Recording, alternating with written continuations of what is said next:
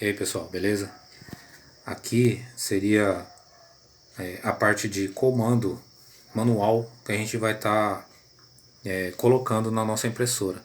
Aqui seria o display, onde a gente tem acesso ao andamento da impressão, tá? Vou estar mostrando aqui para vocês o painelzinho que a gente vai estar fazendo aqui.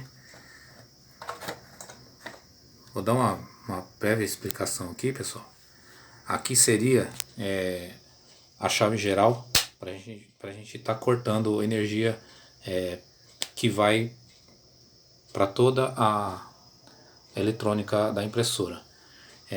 Aqui seria o botãozinho onde a gente vai estar acessando parte do menu, né, para fazer ajustes finos durante a impressão.